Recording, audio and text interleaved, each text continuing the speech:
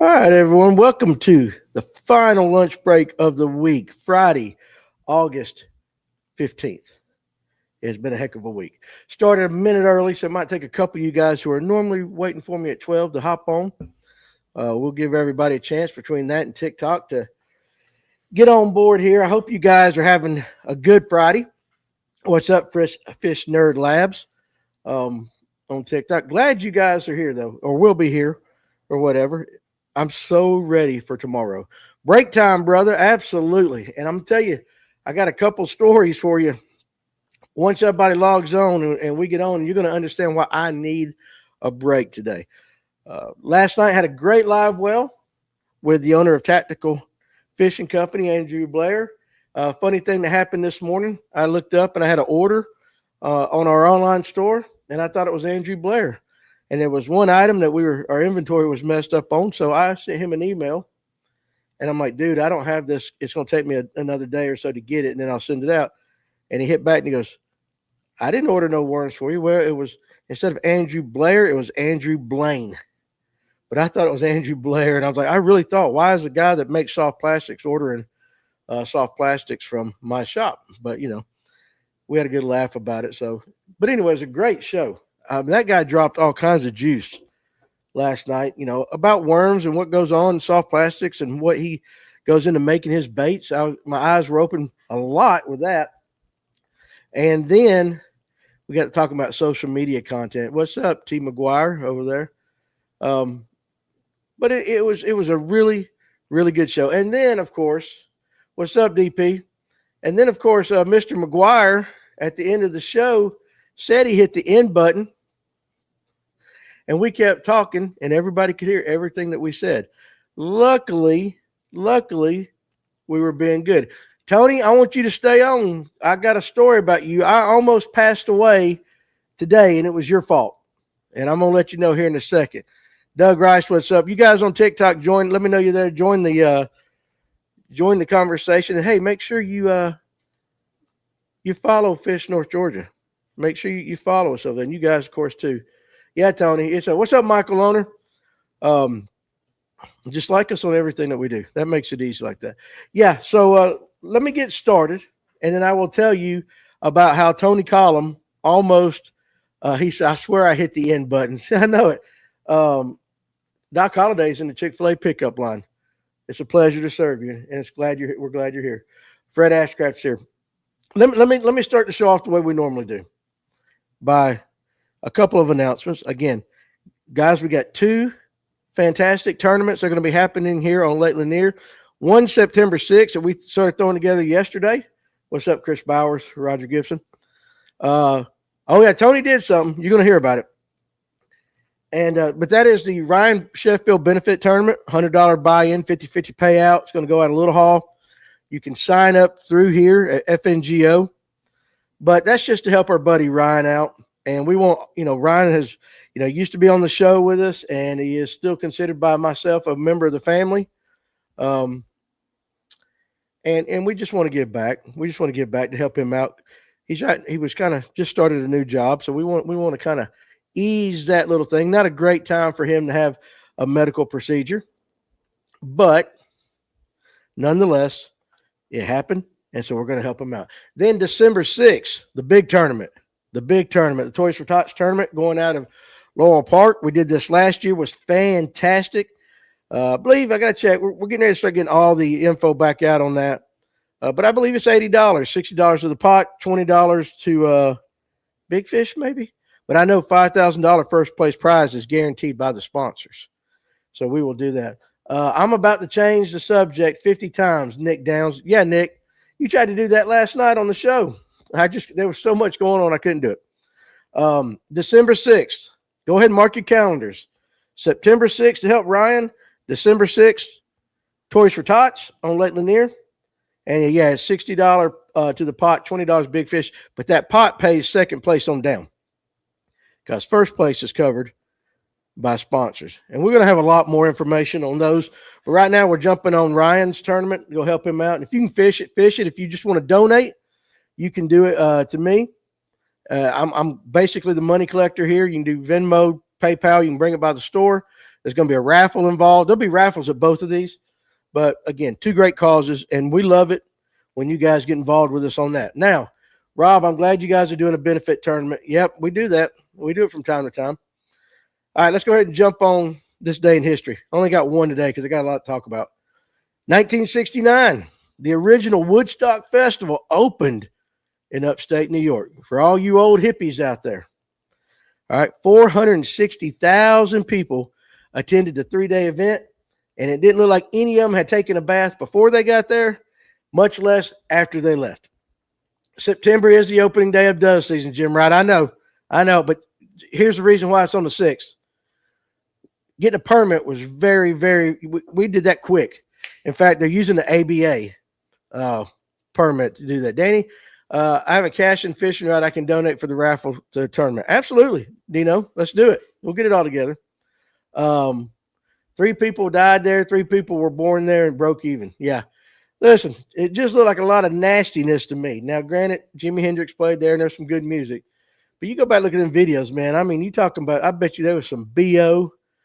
Oh, I can't even think about how nasty it must have been.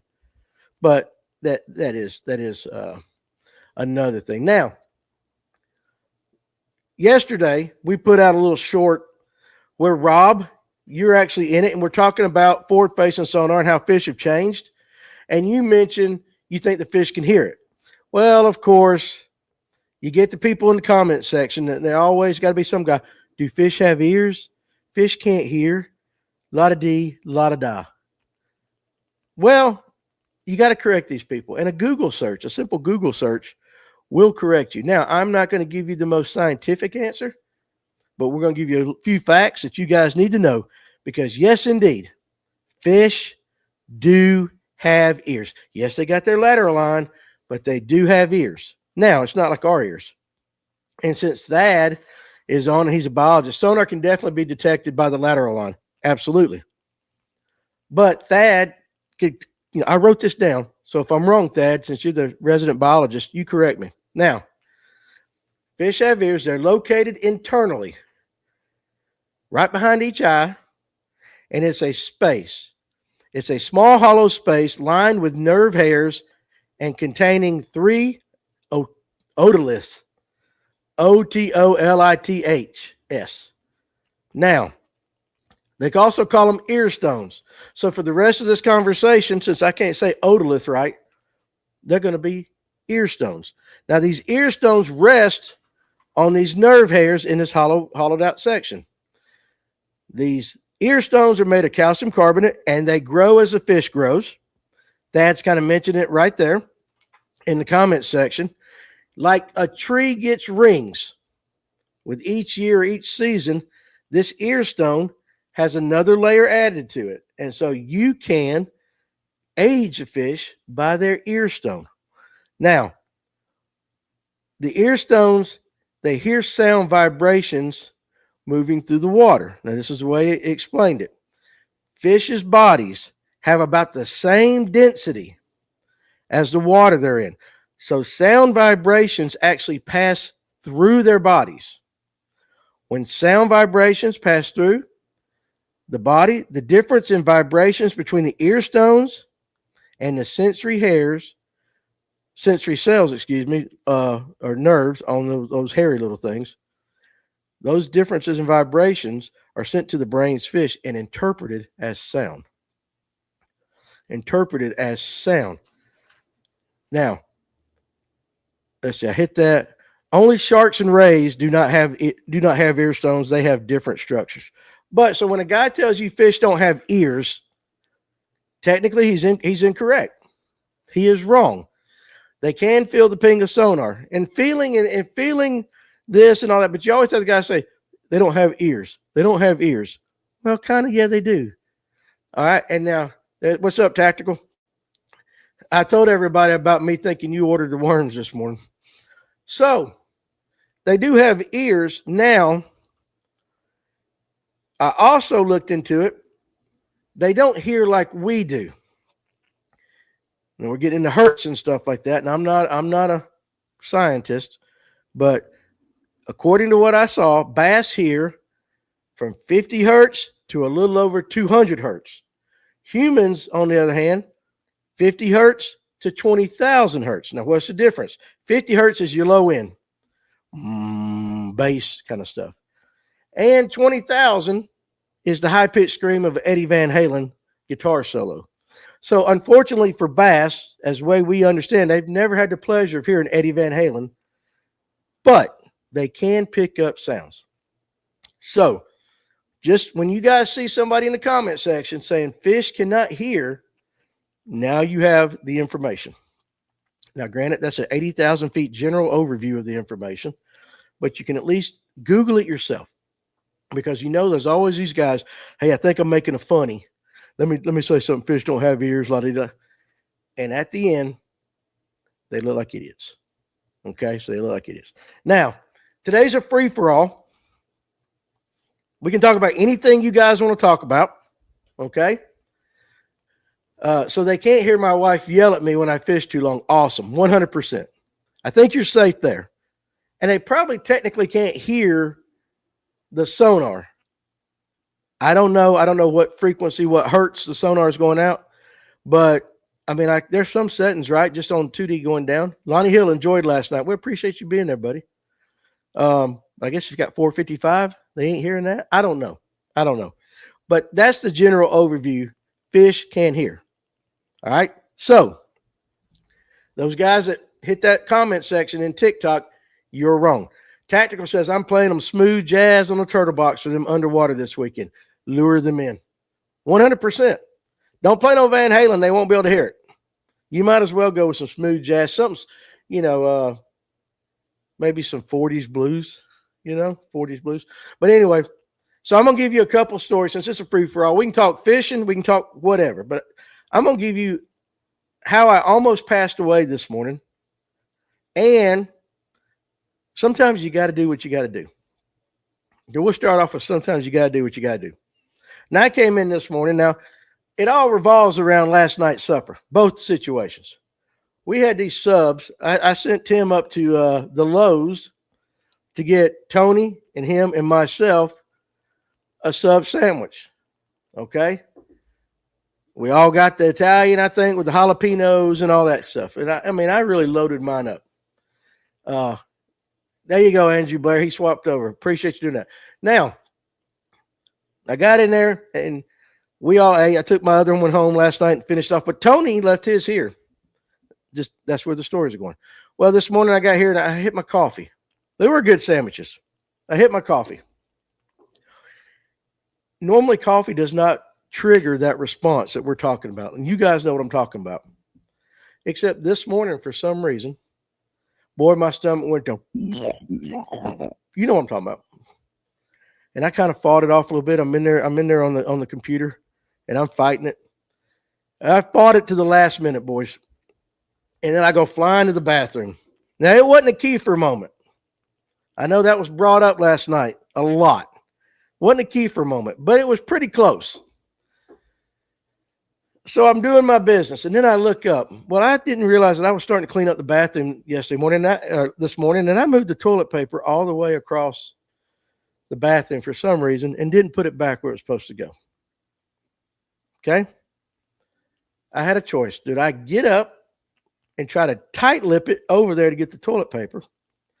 Or do I look straight to the right? And let me tell you what I saw. So I'm a dance coach, and I was wondering if I could use your opinion, Adric. I don't know. My opinion might not be what you want to hear. But anyway, so to my right, Danny, my wife, enjoys your afternoon podcast. She always tells me, when's Danny coming on today? Women do love Danny. They might, but I'm a one-woman man. Let's go ahead and get that out there. All right. But anyway, I'm sitting on the toilet, and I look over to my right, and I'm like, okay, there are Lysol disinfectant wipes right there.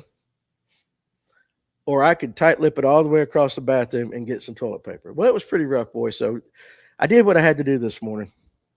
And I tried a Lysol wipe. Now, let me tell you something. Number one, it's refreshing. And number two, I also know that if I had the common cold, COVID-19, influenza, type A, B, 6, and whatever, I'm pretty good. Yeah, Andrew, I did. listen, it was a very messy situation. I had to do what I had to do. But luckily, I didn't have any open wounds.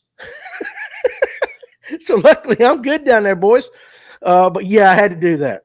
So that was how my day started right here. That straight cancer on your butt, Carson says. Well, I got other things that'll probably get me before then. All right. But yeah, I had to do that.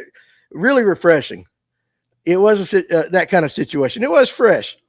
So anyway, listen, Danny's Fanny.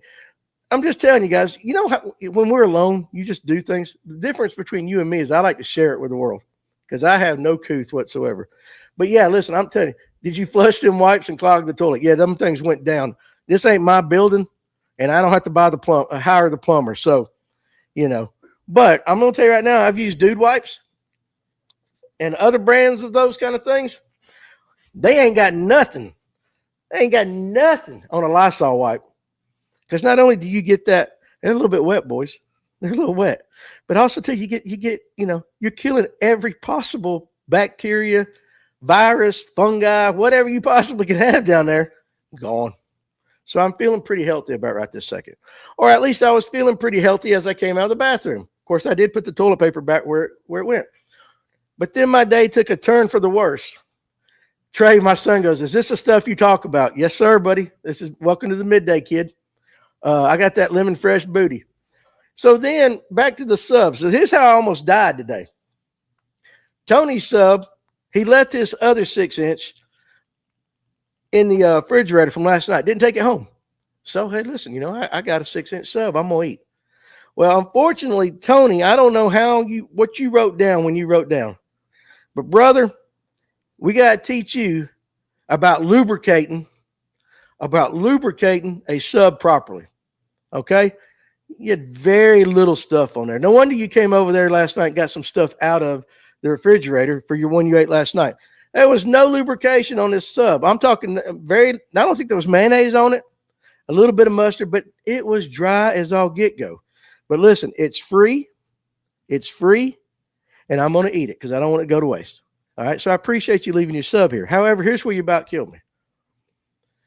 About first word I hear when I join is lubrication. Jandon Smith 859. Sorry, dude. It's all about the timing, man. Yeah, no mayo, no nothing. So I'm about 4 or 5 bites in on this thing, and I'm actually setting up the show for the lunchtime.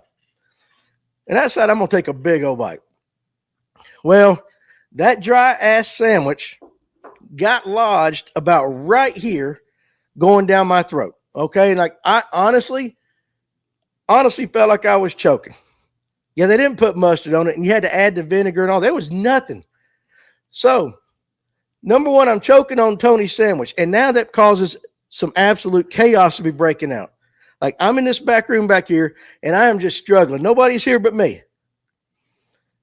Now I'm going to try to grab something to drink because I got to wash this dry sandwich down my throat. And Tony, I blame this on you too. I have been known to spit in a whole bunch of bottles and leave them around the shop. Now, I had my drink to my right-hand side, but in my panic, in my desperation from this sandwich, Danny grabs the wrong bottle. And without even looking, Tony, I basically partook of yesterday's Copenhagen Long Cut mixed with a little pinch of wintergreen. Now I'm choking, and I'm about to just absolutely barf all over the place. I don't deserve for leaving nasty dip bottles around. I'm going to have the runs in a little while. Like, listen. So now I'm laying on the floor. I am trying to breathe and not get sick. Yes, I did, Doug Rice. Yes, I did. And the whole time I'm thinking, yeah, it was mine, Carson. It was mine. I will say it was my bottle. It wasn't something Tim left or anything. I would have paid to have saw that. All you guys would have. In my misery this morning, y'all would have paid to see everything that happened to me today. But I am, honestly, God, this is no lie. I am down on my knees. Trey goes, I deserve that. Trying not to throw up and breathe at the same time. So, yes, I choked on your 6-inch sandwich. Tony, right there. Had you had some proper lubrication on that sandwich, none of this would have ever happened. So I blame you. I don't blame the fact that I left the bottle here and there, because had I not been choking, I would have been in my right mind and I would have grabbed my Dr. Pepper Zero Sugar. But because of you, Tony, but because of you. So next time I order you a sub, just in case, we're going to make sure you lubricate that thing. At least you have Lysol wipes for when that cycles through. I'm serious. I'm serious. Boys, I'm telling you what, it was a rough, from the time I had to go to the bathroom to the time I ate that and about, passed away on that sandwich. Danny's choking on Tony's 6 inches. Come on now. Come on now. That all happened within a stretch of about 20 minutes. 20 minutes. That's my day here at Fish North Georgia. And then I'm sitting like, I guess I need to tell the guys about it, because you know what? I like to tell you guys all the dumb things that I do. So anyway, Tony, you owe me. Okay. Danny's in for a rough tourney weekend. I'm not fishing. That's going to super Bible guts, no doubt. Listen, I'm telling you what, it was rough, boys. Yeah, what a morning. What a morning. But hey, listen, just like the flu day the other day, we powered right through it. And we're here. We're going to talk some more. We're going to talk some fishing. It's got to be true. You can't make it up. Doc, listen, if something happens to me, yeah, that's Alex says that's what you get for poking fun at me so much last night. Because Alex has got a bro crush on Andrew Blair of Tactical Fishing. Alex, you do. Now, you know what? He's a good dude. I don't blame him. Good baits, too, like that. So I was giving Alex a hard time. But, yeah, it probably is. That's karma if you believe in that stuff. I'm not much of a karma guy, but whatever it was rough. It was obvious. See, Tim said it over there. Tim's on TikTok, Alex. He said, yeah, it was obvious. Listen, like, I think Alex showed up last night. His beard was everything was nice. His hat was turned around just perfect, because he knew who was going to be the guest for the night. So, but anyway, I had a great time. It was a great conversation. I do seem to be recovered. You know why? Because that Adderall kicked in, and a 5-hour energy on top of that. I'm ready to go, boys. So anyway, there you go. There's my morning. Now let's talk about fishing a little bit. Let's talk about fishing. Kevin says Burton was fishing tough yesterday. I have Alex camera time for his bro crush and blush. We need that. 706 Fishing, what's up? I got my list for you. I need to reach out to you again. I'll do that. It's just been a crazy week. Now, where are you guys fishing this weekend? Andrew's going to have to get a restraining order. And at least Alex didn't choke on Andrews. Hey, listen, Thad, he didn't have the chance. I guarantee he probably would. No, I'm kidding. I'm giving Alex a hard time. Alex is fishing on Lake Lanier. Where are you guys fishing? I'm going to do something different this weekend. So I'll show you what guys I'm going to do. Now, I got this little Groove Micro Jig box, all right, from Groove Fishing. Pretty awesome box. You can use it for whatever. If you're a fly guy, you can put flies in it. You can do, jig heads, anything. You can give it to your wife and she can put earrings in this thing, which is actually pretty smart, because you can buy 2 or buy 3. You keep 2, give your wife 1, and you make it like I had to order it for you. But I got these new Spro. They're called the Larva. These little micro spinner baits. Let me get one of these things out. And so I got my little Groove Fishing box set up with about 5 of these. And these things are tiny. Now they're coming.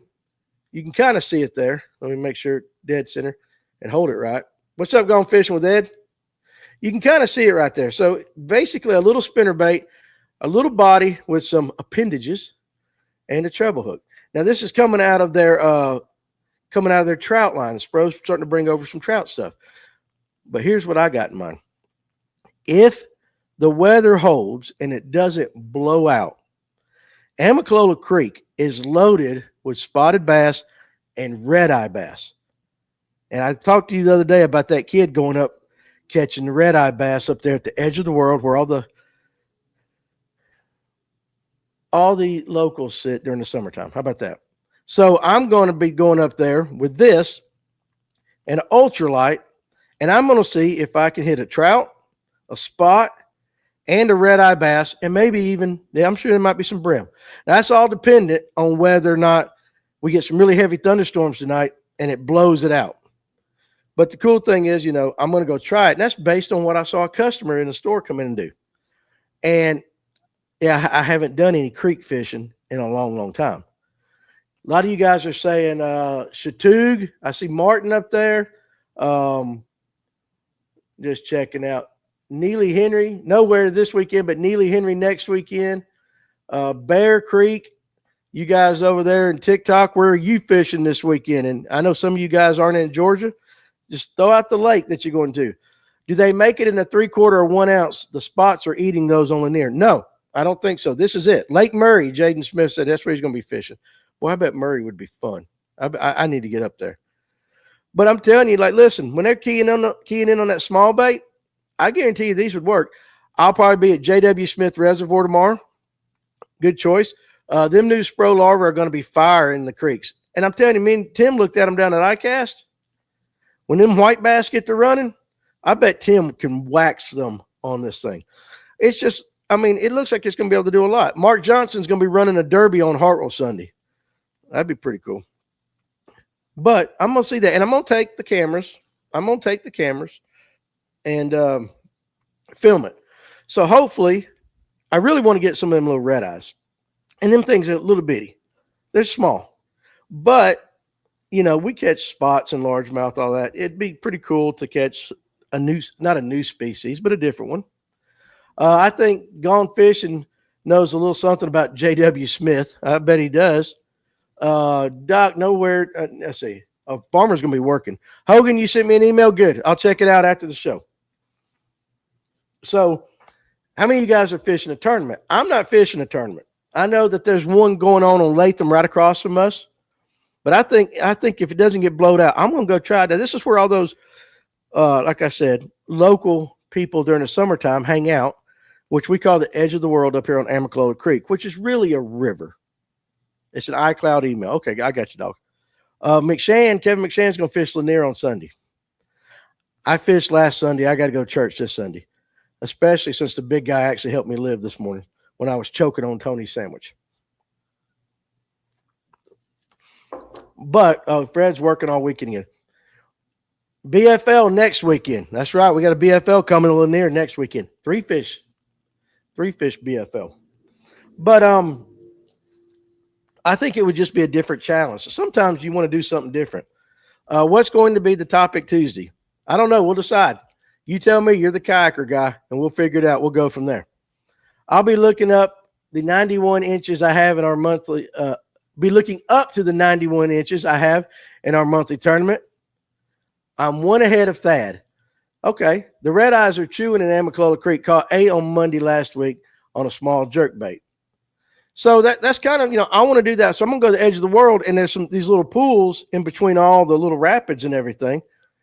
And I'm going to take these, and then I'm going to take probably a Ned rig. I'll take 2 rods. I'm going to try to catch all I want on these. But I'm going to try to work my way down the edge of the world and just hit the pool after pool after pool and just see what I can pop out of there. Now, you get on down further, you got a chance for some spots. I know guys really catch some big spotted bass in the Etowah. Amicalola Creek, I don't know, but just right down there below it, that's where Amicalola runs into the Etowah. It's not far from there. So it is possible if the striper can run up the creek. And guys, when I say creek, it really is a river. The only reason they don't classify it as a river is because it's not long enough.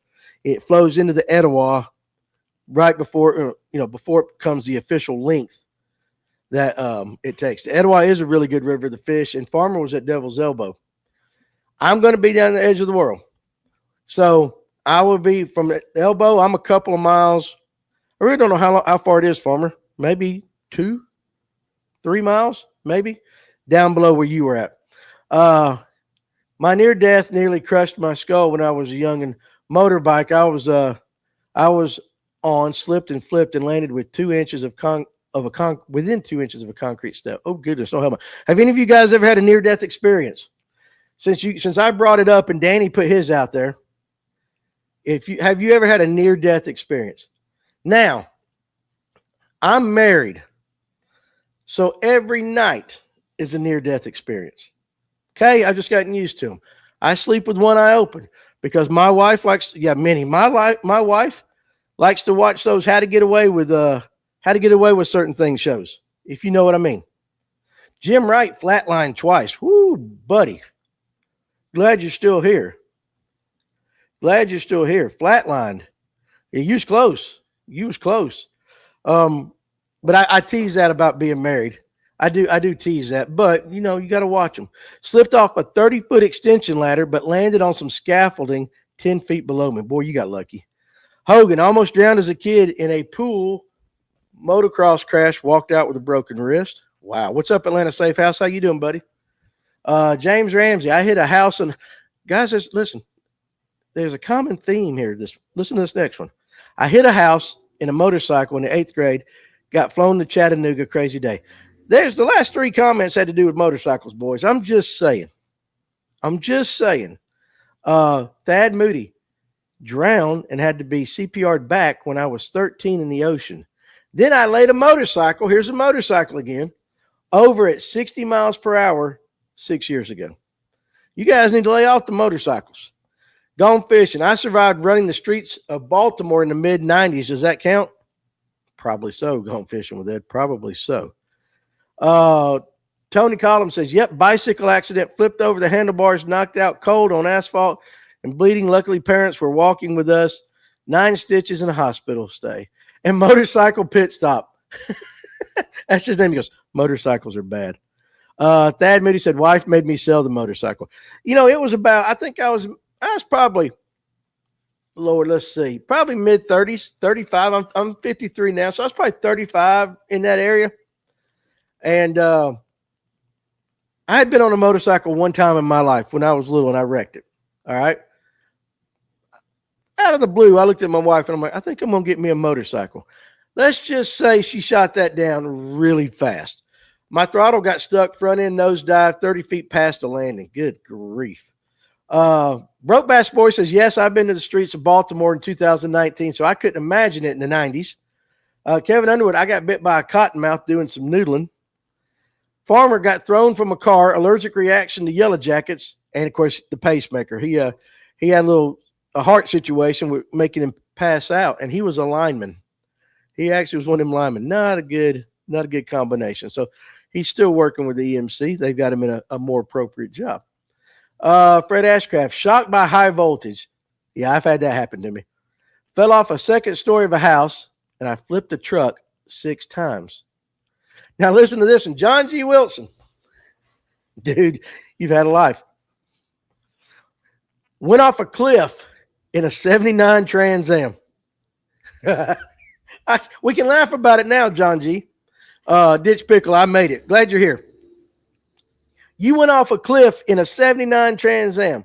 Road came to a T, went straight through it off a 15-foot cliff, 79 Trans Am. So did you give like seriously, like Dukes of Hazzard jump? Did you jump the cliff? Now that you're here and you're still with us, I got questions. Janice Smith, y'all had wild times, so I had some run-ins with tornadoes. That's about it. There's a lot of things, Jaden, that I can't say where I should have died. There's a lot. There's a lot where I should have. We're just talking about the ones we can talk about. John G. Wilson is my hero now because he Dukes of Hazzard a 79 Trans Am. That's awesome. I recently totaled my truck, went through a fence, brace, and bounced off 2 trees, no seatbelt. Hey, I get it. Had a guy try to steal my new boots at a truck stop in Tuscaloosa one night. James Ramsey, one time we're going to get you on and ask, what goes on in them truck stops? Them overnight parking things.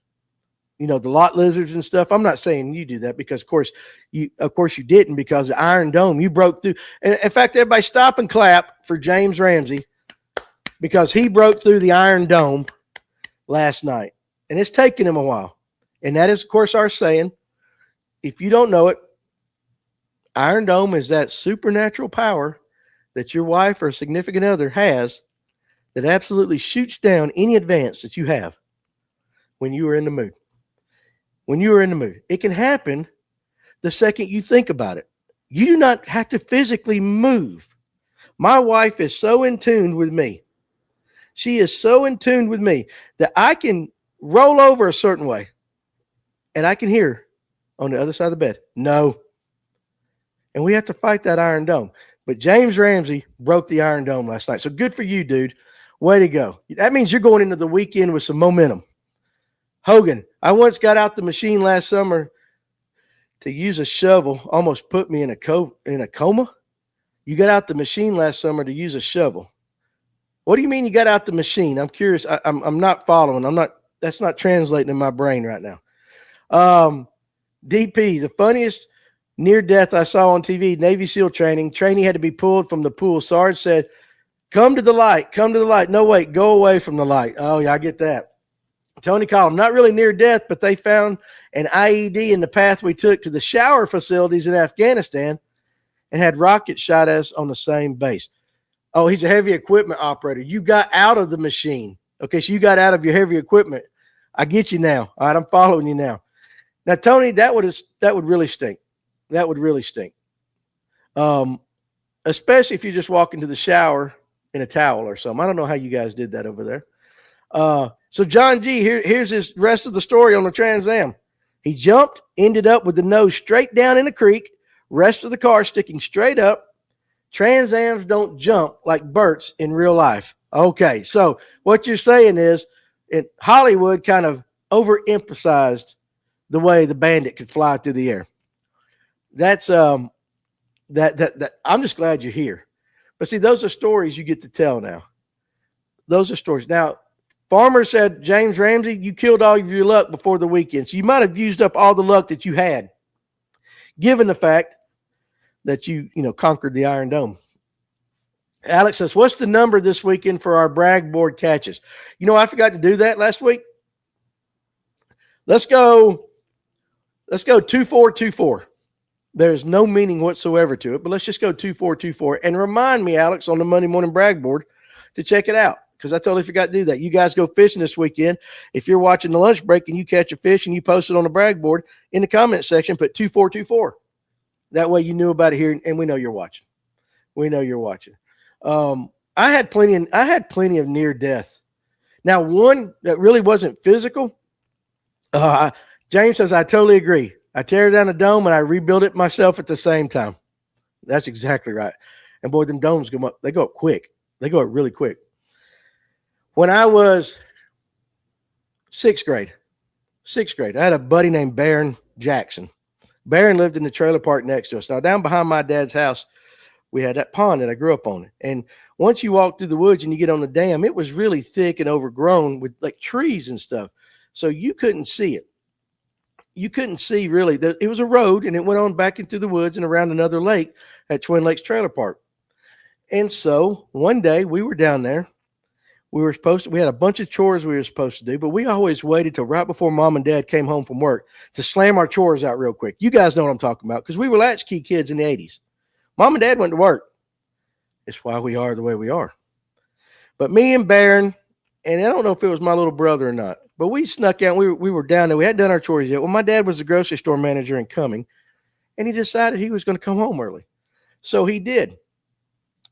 Well, we were coming back through the woods, walking back across the dam, and Barron looked through, and he saw a set of legs sitting through the woods. And really, all you could see was a set of legs. And we stopped, and we froze, and we're like, somebody's right there. Well, Barron decides he wants to pull his best Bobby Cox imitation. And he goes, hey, you. Beep, beep, beep, beep, beep, beep, beep. I mean, just lacing them. Y'all know that scene in the Christmas Story, where he says those words. Like, this just went on and on. When he's hitting that kid and he's just sitting there, Ralphie's just sitting there just pounding on that kid, and mama, washes his mouth out with soap. That didn't even come close to what Barron was doing. After he finished, the set of legs goes, Danny, is that you? And it was my dad. Now, my dad was a Marine. You talking about a near-death experience. I thought I was getting ready to get it right then. That was the first time in my life that I think I was like, that scared me. Luckily, I just got wore out a little bit. And I didn't even say nothing. Barron was the one that said all the words, but just the fact that I didn't do my chores and I was down there with Barron, that could have been a near-death experience. Sometimes you got to conquer the Iron Dome and surrender some fishing luck. That's right. I'll have to watch everything from the sidelines this week, and he's got to work. But That's just crazy, John G. I'm still in the back of my mind thinking, I'm just trying to picture the Bandit in a 79 Trans Am flying. Now, first, I got to ask you a question. Why didn't you stop? Why did you go straight through the T? I got questions. Let me know in the comments. So any of you guys this weekend too, I'm curious. Y'all, any of you guys gonna watch any football this weekend? You know, these preseason games. Do any of you guys watch any preseason football just to get your football fix on? Because that's going to be an option this weekend. I'm going to fish a little bit. I'll probably be at the shop here tomorrow for about half a day. And then if it doesn't rain too hard this afternoon, Brokeback, you're going to watch the Dirty Birds tonight. You're going to watch the Falcons tonight. I might. But I'm going to try to fish some, and then Sunday we'll just see. I'm sure my wife's got a list of stuff for me to do on Sunday. I stopped watching football. I either sleep or fish now. Okay, I got you. Well, a lot of people do. I play fantasy and never watch a play all season long. My son, Trey, that was on there earlier, and his wife, Johnny, they both play against each other in fantasy football. And she drafts her own teams and all that, and she does quite well. Now, my son likes to run up to I don't know if he's still got a bookie. But if not, he likes to run out to Murphy, and he likes to place a few wagers on, what are they called, parlays and all that. And what's funny is he does it in college football too. And he'll be watching the most obscure game, okay? It could be Boy Scout Troop 22 playing Sisters of the Holy Cross, chapter 19, and it's like a whatever that game. But he's made a bet on it, and he's going to watch that game, and he's going to act like this is the biggest football game in the history of the world. All because it's the last game on his parlay that he's got to win. He nails them. He always does this. He will nail all of them and miss one. I don't watch NFL. College kicks off next Saturday. Even though they still stink right now, the Braves are starting to hit good. Might have to watch a full game tonight. I still watch the Braves. I mean, when I got home last night from the show, the first thing I did after I told my wife, hey, I'm home, because she's already in the bed. Hey, I'm home. Let the dogs out. And then I try to see if the Braves are still on. They were done, so I watched some Sports Center. Did you see that stadium that Buford built? Yes. Buford High School. What was it, 60-something million dollars? Now, I've seen the game. Yeah, 60 million. I've seen the game at Buford because Dawson used to have to play them. And I went and watched them one night, and I believe they beat us 70-something to 7. 64 million is what Gone Fishing with Ed said. But, I mean, even then, and we're talking, that was before my son played. He's 23. I guess it was back 95 somewhere. Oh, no, excuse me, not 95. Let's see, my oldest she's going to be 30 this year. So when she was in high school, 13 years ago. And Dawson had a pretty decent team, went to the playoffs that year. Boy, they went to Buford and absolutely got crushed. Now, everybody accuses Buford of cheating. But if you really look into the way high school is set up in Georgia, Buford, Jefferson, a lot of them, they are city schools. When it comes to being classified as a city school, you can go out of district to those. Buford does recruit, but technically they're not really breaking any rules the way it's set up because they are considered a city school. It's something like that. I'm not up to date, but I know that's why, because Jefferson does it. And Jefferson, we had to play them in Little League all the way up, and I couldn't stand Jefferson football. But they were good year after year after year because they had really good school, really high education standards, and parents would bring their kids there. Buford's the same way. And I think they played Milton last night. But no, it's better. Listen, it is so nice. All right, wait a second. I got to hit this. John G. Wilson. Okay, here's the story. It was graduation night. He had a little too much to drink, and he went straight through it. Brand new Trans Am, white with a light blue bird on the hood, and he totaled it. And all he did was he got a concussion where his head hit the windshield. The reason it didn't fly, it was because it was white. Now, if you had the black one with the gold eagle, you might have just flown right through that. Okay. But hey, listen, John G., I'm so glad you're here. But you're showing your age too. Graduation night, 79 Trans Am, brand new. Yeah, you old fart.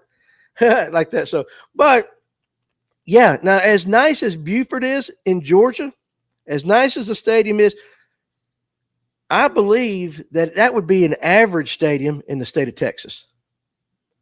High school football in Texas is big time. Absolutely big time. What's up, Messick? $62 million. Yeah, so 62, 64. We all know is a chunk of change. Now, I'm not exactly sure how that works, but I will tell you this. I know that a lot of the money, and I'm not versed on it as much as I used to be. The city or county owns the stadium, the school leases it. That's what I was getting there to say. It didn't come like everybody says about teacher salaries and all that. That money don't come from that. You don't come from that. Your coach, a lot of the stuff, booster club money. I don't know exactly, but I know when my son came up through football and all that, very familiar with how the booster club worked. A lot of it comes through that. So Phil says that would be the upper 2/3 in Texas. Okay, still.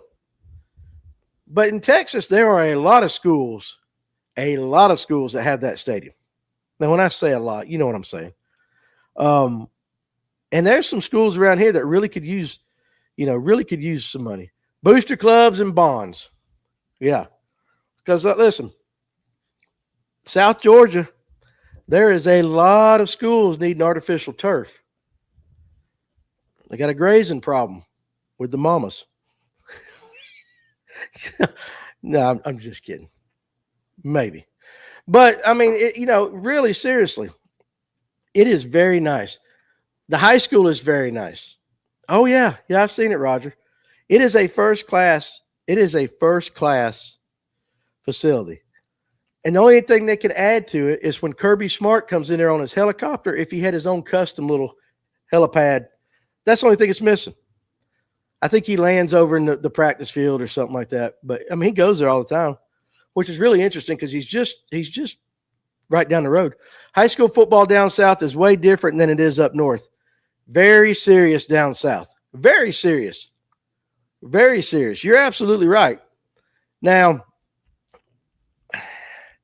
my son played. I played. That was the thing. And basically, if we're being honest, for most of us, high school was the end of our glory days, okay? That was when it ended for 99% of us was high school. And so we really relished that time. Now, I played 1 year. I played baseball in high school, but I played 1 year, my senior year. And first year of school, South Forsyth. I can tell you that I caught the first pass ever in South Forsyth history. It was about a 4-yard in. I mean, it wasn't much, but I did catch the first one and ran the first punt return. Just caught the first punt and ran it back. Uncle Rico, if the couch would have put me in speech. That's right. But we got killed. We absolutely just could not beat anybody at all. First year of school. I think there was only three seniors on the team, which was me, Troy Brumbelow, and Hank Gravett. Hank Gravett's dad was the mayor of Cumming at the time. Troy Brumbelow is now the mayor of Cumming. And then you got me. That's the same way. High school baseball, I was the only senior on my team. But football is serious. And, man, the kids now we talk about, now listen, how about this? We talk about kids, these young kids in bass fishing, how they're on the water every day and they're putting it in. High school football now, guys, even basketball, all of it, it's a year-round sport. It is a year-round sport for these kids. You went through the season, and if you didn't play another sport, you started working out for the next season. But, my son played football, basketball, baseball, all the way up through his senior year of high school. His senior year, he decided he didn't want to play football, and I was good with that. He did play basketball. They went to the Final Four in state. And instead of baseball, he wanted to play tennis. Totally good with that, dude. Just enjoy your senior year. But before then, his summers, man, they were working out all summer. Back when we were in school, you had 2-a-days. Y'all remember that? We had 2-a-day like practice for like 2 weeks, and that was it. Now they're in there working out every single day. They do it in basketball. In basketball, even while you're working out for the high school team, they're playing summer league somewhere. These kids don't get a break. It ain't just in fishing where they're doing something all the time. That's in high school. That is the way of life now for a lot of these kids. absolutely a way of life for a lot of these kids now. And they don't get to, what did we do in the summertime? Had a part-time job, and then we ran around with our friends. We went fishing, or we went out on a date. That was the summertime. And now they got practice in the morning. They got all kinds of things. Now they do school in between practices, Tony said. Yeah, seriously, it's different. And so is it really that shocking that these kids are on the lake every day? Because it's kind of like what they do in everything. It's just the way of the world these days, because there's so much competition in everything. If you're not on it 24/7, you're behind. And so again, we can relate it to fishing with these young kids. Why are they on the water? Because they're that good. Why do they have to be on the water all the time? To be that good, because if they're not, the next kid's doing it. And they have these pro aspirations. Well, these kids in high school, they want to play at the next level, college. It does keep them busy. And I will say this, it can keep them out of trouble, because we got in a lot of trouble back in the day. But saying that kind of brings it full circle with everything on this generation. Listen, when I was 6 years old, I was eating dirt. A 6-year-old now can absolutely launch with an iPad a ballistic missile from another country. They're that smart. Okay, big difference there. It's just, I still eat dirt, Alex says. Yeah, I do. Parents starting their kids at 3 for hopes that the golden ticket comes to roost. It's a lot of parents say retirement plan. You're only as good as the time you put in. That's what it boils down to. You're right. But it just, as we were talking, that's what hit me today. Yeah, some parents are like that. Yeah, some are like that. But that's where it just kind of how my brain works. Ooh, that makes sense now. We fuss about them. I don't fuss. But a lot of people fuss at these kids these days for fishing so much and all that. But now you think about it, high school football, them players this year round. High school basketball, it's year round. Heaven forbid if they play multiple sports, which is what most experts say they should do. But a lot of them will just play one sport all around. But the ones that want to play multiple sports, you got the football coach not wanting the kid to really play basketball because he's afraid his star wide receiver is going to get hurt. But yet that kid's probably the starting forward and maybe an all-state. And then, heck, heaven forbid if he plays baseball. We could do it back then. Now, I can't even imagine if you're a 3-sport kid having to do all that. I don't know why people hate on that so much. I'd love to fish every day. Somebody has to do it. James, just like I talked about the other day, the people that hate on that are the people that don't want to put in the time or didn't make that decision when they were younger. And now they are in their 50s, late 40s, 50s, early 60s, and they're upset because they can't go to the pot tournament down here and win because these kids are on the water. And that's the truth of it. It's jealousy. Maybe it's a little regret. I don't know. Sometimes they say that, when you really listen to somebody, when they're really fussing at something, they're really sometimes they're mad at themselves, but they'll take it out on somebody else. I think guys like that fuss, I think they're just disappointed in their life. It really ain't about the kids out there. I think they're disappointed in their life. I think that has a lot to do with it. And I could be wrong. I'm not a psychologist. But that's how fishing clubs are born, no doubt.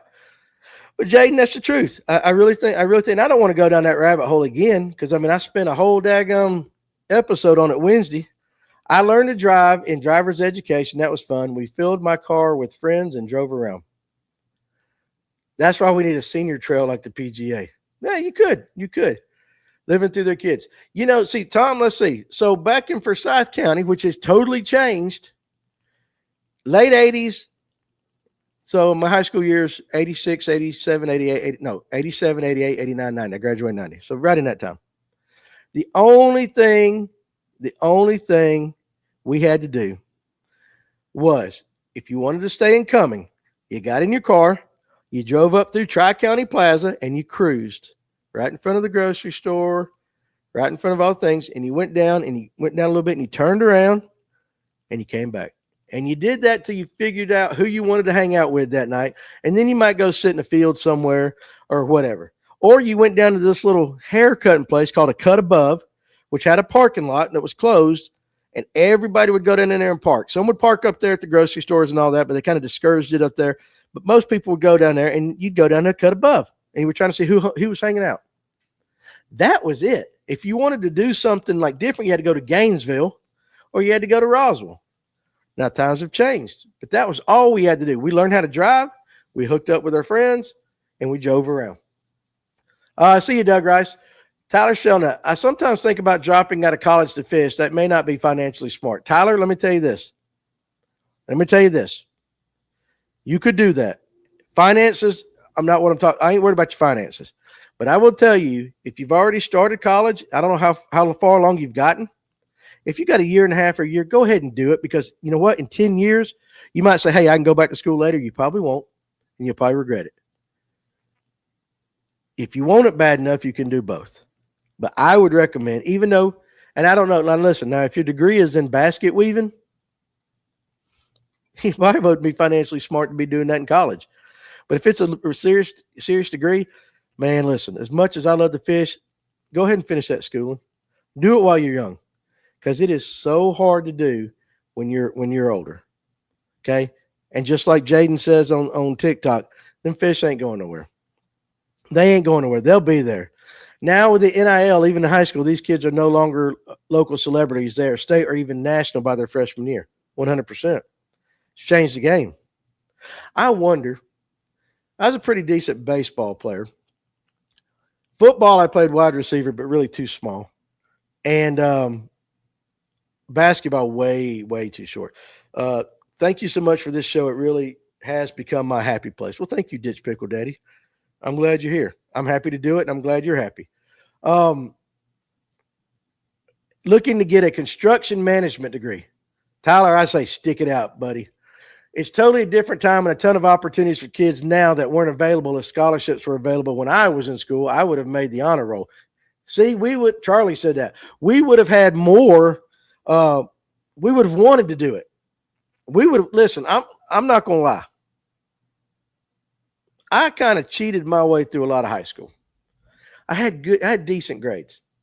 Now, but basically I did just enough in high school to get by. I was lazy. I wished I'd had to do it all over again. I wished we'd have had a fishing team and they would have said, hey, you have to have X amount of grades to do it. Diehard Anglers app. A degree will feed you for a lifetime. Get a backup degree in marketing to use for fishing. Good advice right there. Alex says, I didn't finish high school and I regret it all the time. Yeah, I mean, I get it, Alex. I get it. Let me see. Somebody wants to know how your knee is, Coleman. Coleman's got a finance degree and can't stop spending money on Mentors, non-ethanol gas, and gas station biscuits. But you are going to be marrying well to a lady that is going to keep you in check. She's going to keep you in check. I absolutely believe that. Good combination. Messick says, get a CDL and you'll have a career, Charles Greer. Yeah, you can. You can do that. And you don't have to go to college. But if you've already started, I would just say finish it or pick up something. I would not just drop education and go fishing unless you are Trey McKinney. If you got Trey McKinney skills, sure. If you ain't got Trey McKinney skills, nope. Stay in school or learn a trade. Work is overrated, no doubt. But Messick says that's not a bad degree, Tyler. Think about all the construction happening around the area and all these new people coming down this way. For sure. Danny, you ever figure out what you were sick with? Mine was the flu first of the week. No, I just had a terrible headache that made me kind of nauseous. Just terrible headache. Maybe it was, what's up, Speece on TikTok? Maybe it was just a migraine. I don't know. I don't get headaches that often. That's one of the reasons I don't drink as much as I did when I was younger. I don't like headaches. So, but when I get them, man, it seems to I really get them. And I don't get them often. Be honest with you guys, most of the time if I'm sick, I'm faking. I want to go fishing or something. Very few anglers make a career out of it, 100%. And that's another thing too. Talk to most anglers out there about the expenses it takes to be a pro fisherman. It is ridiculous. We work so our kids can fish competitively. Yeah, I get it. I mean, I work, so my son can play travel baseball and stuff that I absolutely lost all my money on. But we do it because we love our kids, 100%. Trade schools are the deal, 100%. Cost $250K to get started in production. Yeah, you're right. Just be smart. Be smart. Traffic signal electricians. There's job openings everywhere. Eric B. Richards does that. Learning to be an entrepreneur is invaluable. Then you control time and money. To me, it's extremely exciting to see these kids competing so much in fishing. They have a chance to make things better for the future of the industry. And that's the way I believe, Colton Posey. That's the way I believe. I think all of this about fishing industry is going downhill and it's about to crash and all the, what is that daggone, chicken, whatever, the sky's falling garbage. That's what you hear now. I don't think that's the case. If it was that bad, how are you getting 250 boats at a high school tournament? If it was that bad, why are you getting 300 and 400 boat college tournaments? It ain't that bad. Trade schools need to be pushed more than most college degrees. I do agree with you on that. You can come, you can come out doing heat and air electrician. You're making six figures quick. Has Groove started making the 3,700 boxes yet? No. I know this is off topic, but how much did y'all's water temps rise? Mine went back to 89. Kevin Underwood or any of you guys that were on Lake Lanier or any of the local lakes here the last couple of days, what water temp did you guys see? I haven't been on the water this week, Messick, so I don't know. Big companies are scaling back. There's so much going on. Well, listen, 86 yesterday on Toto. Less info. Good grief. It went back up to 86 on Toto yesterday. Aquaholic says that. I tell you what, it's been up and down and up and down. I wonder how that really affects the fish. I haven't had a chance to ask one of them yet. My son is starting trade school for welding. I'm so proud of him. My son actually dual enrolled 81 on Murray from 77 a few days ago. My son dual enrolled in high school and took welding and all that. Started going to college. He could always fall back on that, but now he's doing heating and air, so he can use his welding skills on the copper and stuff like that. But I'm telling you, that's where the money's at. Now, Burton yesterday was 75 to 78. It was 78 to 83 on Lanier, so it is going back up. Let me see. DP said, wished I had went to college. Listen, Danny, you're so old. They didn't have colleges back then. I'm just playing with you, man. I came out of high school, decided that I couldn't handle any more liberal teachings. Took me many years to get where I'm at, as opposed to someone in the same field that went there. Yeah, I get it. Tom Errico, I worked at bank headquarters and take my boat to work on Fridays. My boss asked about my boat in the parking lot. I said I'd be back on Monday. There you go. You got to do that. But Brian Justice, yeah, that welding, and DP says that right above you. Heating and air, electrical, welding, and all that. That's what my dad did. Remember, we talked about that on Wednesday? He told me to go into the trades. The problem was I went into a field, and it was heating and air that I really didn't like. I wanted to be a lawyer. And so I always went to work with that resentment. We talked about that on Wednesday. I just had that resentment. But I didn't look at it the way you should look at it now. I didn't look at it as like, you know what? I could get my license. I could start my own heating and air company. Some of the guys with the most money that I know are electricians, heating and air guys, and plumbers that own their own business. And you can make good money working for those guys. But a lot of those guys make the jack. I agree with you also that if it's that bad, why is so many boats at the ramp every weekend? And a lot of them aren't even fishing a tournament. Doesn't matter the month. See, that's another thing too, Colton. That's another thing too. Like, for some reason, we got our mindset, and social media's got its mindset that the only part of fishing that matters is this itty bitty part that professionally fishes. I mean, if you think about it, service businesses are stable long term, 100%, unless you get a crazy hair and decide to leave one and decide to open up a tackle shop and a podcast and try to do TV shows. Might not be the smartest thing I've ever done, but it's a heck of a lot funner. I can tell you, it's a lot more fun. But we get in this mindset that it's the pros. And even if you took every level from BFLs on up, that is such a small part of the entire fishing industry. But for some reason, we think that's what really, hey, you know what? Professional fishing can go away tomorrow, but there's still going to be fishing. And that's where the majority of the people land. You see one side, but not the other. And nonprofit food side, we see food insecurity rising more. Now, I get that. I do get that. I know what you're talking about right there. And I got to fix my TikTok right here so I don't lose you guys. So let me pull up my phone and my handy dandy app right here. and put my passcode in. I hate doing this, but you have to do it. Come on. And I got a busted old screen on this iPhone. And now we can resume. There we go. So I don't lose any of you guys. You're right, Aquaholic. I get it. There's a lot of stuff going on. I know of the other side, but I know you see it a lot more than I do.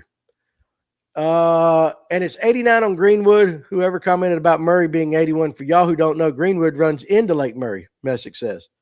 So there you go. Water temps going back up. Will we ever see electric outboards in tournaments? My answer and my guess to that is eventually yes.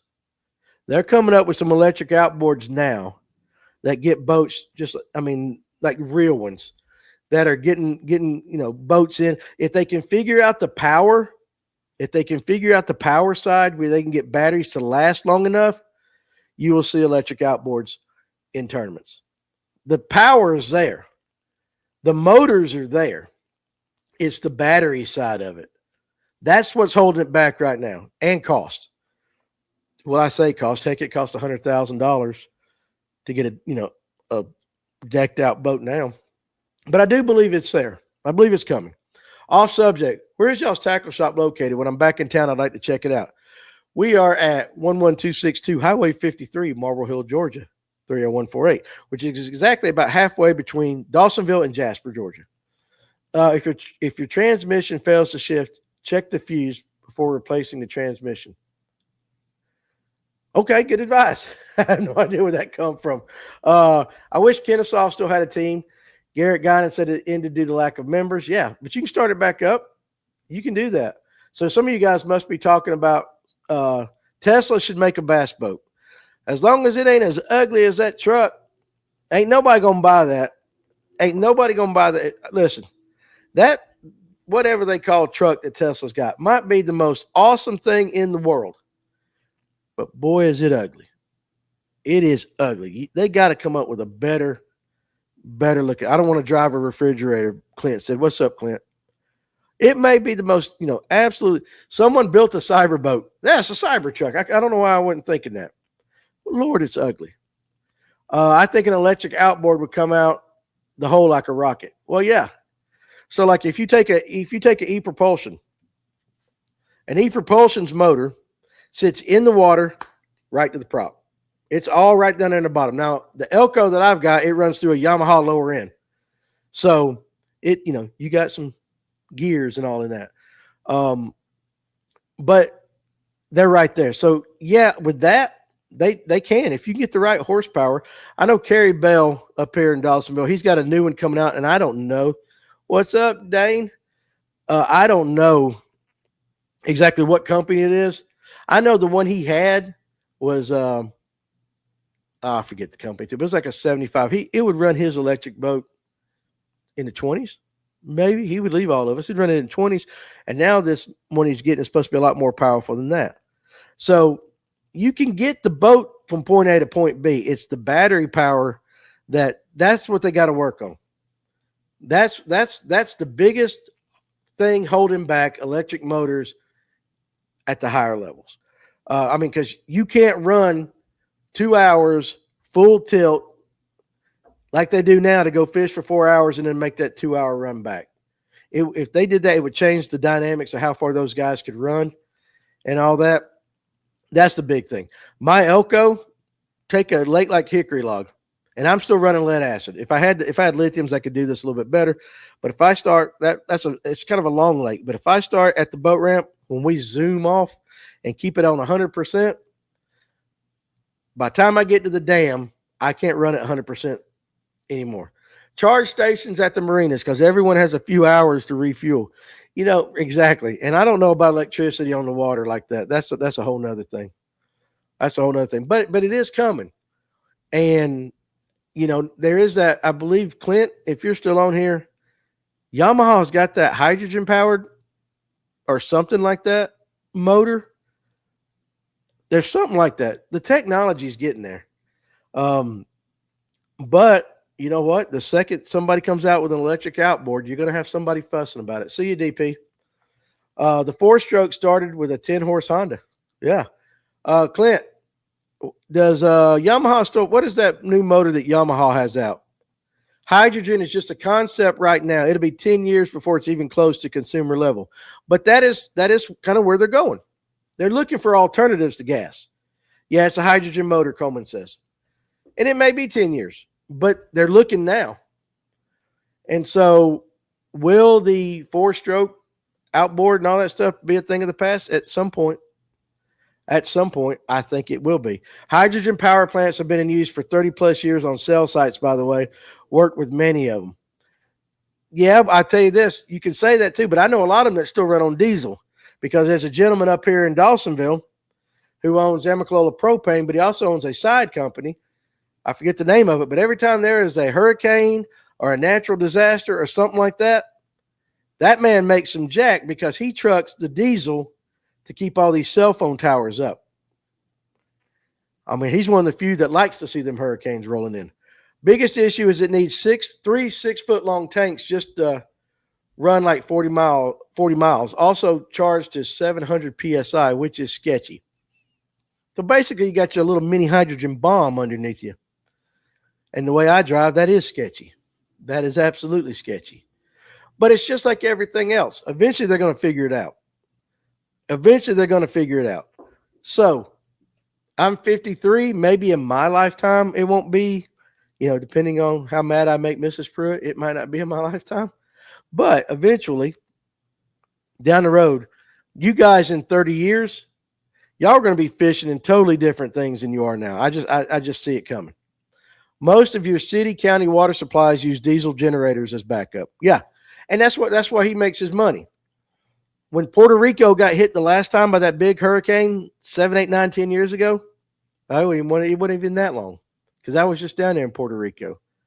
Maybe 5 years ago, 6 years ago. He was taking diesel fuel, driving the trucks to the port. They were loading the trucks up on ships, driving them down to Puerto Rico, offloading them, trying to fill up the generators and all that. And it was just a consistent back and forth for quite a little bit. Same thing as if a hurricane hits, in the Gulf or something like that. But he just deals with the cell phone companies.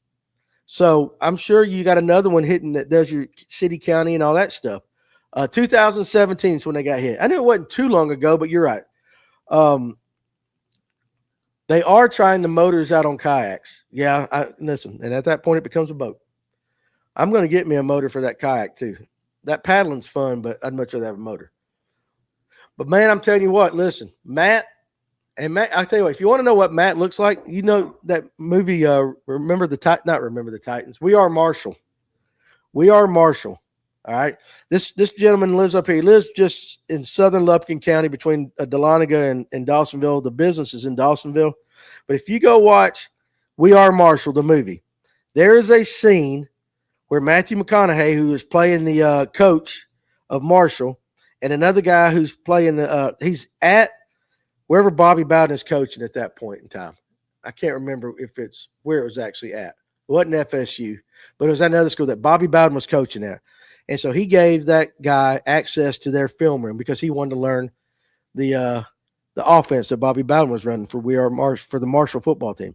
And all of a sudden, 2 players come in. One of those players is actually Matt that lives up here. He did that because he's a big dude. He's a big, big human being. So he had West Virginia, Jim, right? Yeah, so when they were at West Virginia, yep, and Aquahawk said that. So in that scene, if you go watch that, it's where they come in and they have the crosses on the back of West Virginia's helmet. And Bobby Bowden picks it up, and that's where Matthew McConaughey looks up and goes, I can't even do McConaughey's voice. He goes, that's first class, coach. That's first class. Whatever like that. But the big dark-headed fella, the football player, that is Matt, and I forget his last name, but he owns that company now that does the diesel for all that. So there's just some more useless knowledge. And I forget what Matt's name is, but he's a super nice guy. But he is a big human being. He played football in college, but for a smaller school, I think. And I mean, that's, guys, if you really want to know how little you are in life, go to a college like a University of Georgia. Don't even go to the pros. Just go to a real D1 school and walk along the sidelines and see some of them players. Them some big human beings. Big human beings. But that was a pretty cool thing. So anyway, I think it's coming. I think it is coming as far as the electrical. But when it gets here, who knows? We have no idea. You know, and we don't know what's going to happen. But I do think boats in the future will be that aluminum ion, possibly. But anyway, all right. So before I get off of here, though, let's hit back to fishing. Any of you guys not fishing for bass this weekend? At 5'8", I feel that way all the time. I'm only 5'7", bro. I get it. Listen, it did me well though back in high school because all the tall chicks would put their arms on my shoulder and I was like their prop. Was it Matt Diesel? No, his last name ain't Diesel. It's Matt something, and it ain't Robertson, but I forget. But are any of you guys not fishing for bass? Always bass, but may mix some striper in. Ditch Pickle's not fishing at all. Roger, no, I'm not doing another 6-inch for lunch. We're not doing that. I'm done eating for the day after almost, tragically passing away. Imagine how bad it would stink to have a gas-powered trolling motor. Yeah, it would stink. Phil's going to have a trout guide trip in Blue Ridge tomorrow, and Outscreen and I are chasing big browns on Sunday. Absolutely. If I had a gas-powered trolling motor, it would never start. It would never start. It's just like a lawnmower. I can't keep a lawnmower running. I can't keep no small engine running. Basically, if I buy a weed eater in the spring, I'm throwing that joker away by the end of summer and buying another one the next. I think they make them that way now. And it costs more. It's cheaper to just go buy another one. A bulb would break. Possibly. Absolutely possible. So anyway, like I said, I'm going to go try. If we don't get the rain that – I didn't think it was supposed to rain. Real Michael's going to be fishing for some shoal bass. Dane Hunter, I owe, so off to work this weekend he goes. Absolutely. My wife already has a honey-do list planned for me, so I got to get that first. Danny, you don't like two strokes? No, I ain't got no problem with them. I ain't got no problem with them. I just can't keep them running. I can't keep them running. But I think if Amicalola Creek doesn't get blowed out and get really muddy, I'm going to go try to video catching some red eyes and hopefully get a spot. I ain't worried about the trout. I'll let the guys go upstream for the trout. I really want to just, on an ultralight setup, really feel some of them bass. And again, they're small. They're 9 to 12 inches. Maybe that's a big one. They're probably more like 6 to 9 inches. Got to be cutting grass and might do some pond fishing this weekend, but we will see. Yeah, I mean, I miss pond fishing because that's what I grew up doing. And you can't get into anybody's pond nowadays. And that's because people didn't, for whatever reason, litigation, people didn't, they're afraid of getting sued, or people didn't clean up back in the day and they trashed the place. You can change the tech, but bass will stay the same. I agree with you on that. Jim Wright, you have a good weekend as well. So hopefully I'll be able to video some of that and we can put it out on the channel just to show you that there's many different ways to fish here in Georgia. And a lot of it is pretty cool that you just don't normally do. Going to a Jamie Johnson concert at Brush Mountain State Penitentiary. I did not have that on my bingo card, Eric, but that ought to be pretty cool. I've never seen Jamie Johnson. I think he would be one that I would like to see. Got to go after those dead people ponds, Danny. So he's talking about going into cemeteries and fishing. I don't know. Fly fishing for red eyes is really fun. Now, I thought about taking, and it would be a great concert. I thought about taking the fly rod, but I really want to, because, Spro sponsors me and so does Groove. I really want to kind of use their stuff and get some footage with their stuff and, having a little Groove fishing micro jig box in my back pocket and somebody taking a picture of my derriere and it looking really good. A little editing right there, make it look really nice and tight. And you know what I'm saying? It's just one of those, throw some fuzzies. I'm going to throw, I'm telling you, I'm going to throw. Two baits I'm taking. I'm taking that Spro Larva mini spinnerbait. And then I'm going to take some Neds. I am not taking a tackle box. I can be where I want to fish from my front door to this place, less than 10 minutes. Out of the truck, walking down the walkway, probably can be in the water less than 20 minutes, like walking on down through the river to where I need to be. We're going to give Danny a BBL. What is a BBL, Coleman? Again, I don't know you young guys, and I'm sure it's probably something I should know. But what is a BBL? But I want to try something different. And I don't know how far the stripers run up. I'm probably not going to walk down far enough for that. But I also want to get into the rivers around here when these striped bass run up. When the striped bass from Allatoona run up to Etowah all the way to Dawson Forest, and then when the striped bass run on up to Chattahoochee all the way to Helen, I'd like Brazilian butt lift. Okay, yeah, I need one of them. I got you now. Listen. Can I say something before I go? Now I realize there are women these days that take and they're parts, they're fake, and they do it in their derriere. They do it up top, they do it in their derriere. Okay. I saw something the other day. Got you a 2-piece rod and reel, put you in the golf course ponds that got good fishing, 100%. The only reason I joined the golf team in high school. Smart. Guys, I saw something the other day where you can just take your things, not your poker, but your hangers, and you now can get silicone implants in those. I'm just going to ask you guys, why in the world would any man want to do that? And that is a true thing that is going on now in this world. I cannot understand for the life of me why you want to look like a boar hog out in the field, barely being able to walk, but guys are doing that now. Seriously. Yes, you can get the truck things for your things. Yes, seriously, you can get those. You can get testicle implants. When the bat is shorter, then it makes no difference. I know. But guys are doing this. Guys are doing this. You're not getting pec implants. You're not getting bicep. You are getting implants down there. Why would anyone want silicone at all in the body? I don't know. But listen, guys, you talking about some chafing going on? Huh? You talking about seriously, you wouldn't be able to run?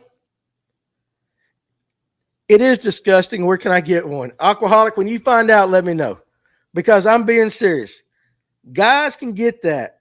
They must have been told they have no balls too much growing up. I don't know, boys. What is the world coming to now when guys are doing that? I sit on mine enough as it is, Uncle Misfit. No doubt, dude. Listen, and you know what I'm talking about when you're sitting there and you kind of roll over a little bit. Maybe you're trying to squeeze one out, but you pop one of them. You know what I'm talking about? It hurts. I'm sorry, Beth. I think she got off real quick when I said that. Testosterone levels have to be down across the board. Be walking like one of those Brahma bulls. Yes, that's what I'm talking about. Not your poker, but your hangers. 100%. The dreaded roll. You guys know exactly what I'm talking about. Brooks 76 knows what I'm talking about. I went up to a pharmacist one time, and we were talking. I worked at a grocery store that had a pharmacy in it. And I went up to the pharmacist one time. I said, "You got anything back there to make my grow?" And he looked at me, and I'm thinking with a dead serious face, guys. He goes, "Son, if I did, I wouldn't be working here." That's exactly what he told me. And I said, "You're right. You're absolutely right." But I don't know if you guys want to Google that, because I don't know if what it will do to your search engine. I don't know what all it will do to it. But if you can, go online and Google. John G's still waiting for his to drop. No doubt. Go online and Google it. The pictures will astound you. Okay? The pictures will astound you. Because it is the most uncomfortable looking thing I have ever seen. Facebook ads galore. 100% you're going to get them. And it's funny you say that. We were sitting in here one night. Hard pass. We did that one time. Before a show, we started saying things on purpose, just to see how long it took Facebook to start giving us ads about that. Guys, honestly, I'm not lying. In less than 10 minutes. What worries me is how you know. We'll talk about that always. Phone is always listening. Actually, it was. How did we find out? We were reading either in the Associated Press or something like that, where we were. Oh, that's what it was. When we were looking up, I always go to the Associated Press and I look up the what happened in history on this day, and there was a article, and I forget which section, about men and plastic surgery these days. Okay, I get it. You know, you pull it up a little bit and all that. But then it started talking about how men are spending money a lot more from the neck down than what they used to be doing. Okay? Okay, my curiosity got the best of me on that part. I did not know where I was going to end up. It's one of those rabbit holes you start till you see that and you're like, whoo. It's the most uncomfortable looking thing I've ever seen in my life. From my knees to my ankles, that's it. I'm just telling you guys, listen. I can't even describe it. I don't know why we ended the show on that. I got to the end, but it just popped into my head. That's how we roll.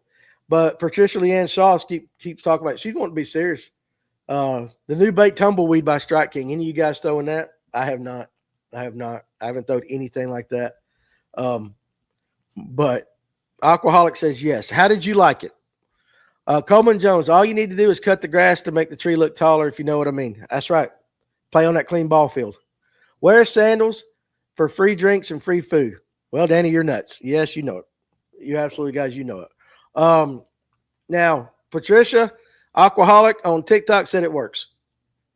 It works. James Ramsey, I want some smaller ones to make the others look bigger. Good Lord, guys, we've gone off the rail. We are off the reservation right now. Anyway, let's end it on that. Let's end the week talking about silicone nuts. There you go. So hopefully on Monday we have something I'd opt for smaller, no doubt. So maybe on Monday we can start back up with some better conversation. But I guess by the time you get to Friday, you run out of things to talk about. You just run out of stuff to talk about. Danny, I was asked that 1,000,000 times. Oh, so you are a pharmacist. So Doc Holliday's a pharmacist. So you've been asked, have you got anything back there? I bet you do get asked that a lot. Let's end the week by catching some fish, y'all. Hopefully another weekend of big brown trout for him. And guys, listen, if you go out on the water, I say this on the live all the time. First of all, be careful. Because I really would hate to see somebody starts watching us all the time, and then all of a sudden we don't see their name anymore, and then come to find out they had an accident or something like that. And I know a lot of you guys are really careful out there, but you got to pay attention to the other people. Hey, Doc Messick wants to know, you really got anything back there that can do it? I will be your guinea pig. Give me something, we'll try it out, and then I'll rank it here on the show. Did it work or did it not? And not none of that gas station stuff either. We don't want none of the gas station stuff that you see right there. We're talking about real stuff. But anyway, you guys have an absolutely fantastic weekend. Take some pictures of the fish you catch. If you ain't going fishing, spend some time with your family. We're going to come back here on Monday at 12. If you are in the area, I'll be at the shop till probably about 5 o'clock today. Tomorrow, probably working 8 to 12. And then I'm going to hopefully go fishing. Messick, he said no. There is nothing. Unless you want to be like some of them monks and you can hang that weight from it. See if that works. I'm not going to do that. You're going to have to do that on your own. But anyway, you guys, I'm going to get rid of my YouTube guys first. Y'all have a great weekend. We'll see you next Monday, 12 o'clock. Better be there. See you guys.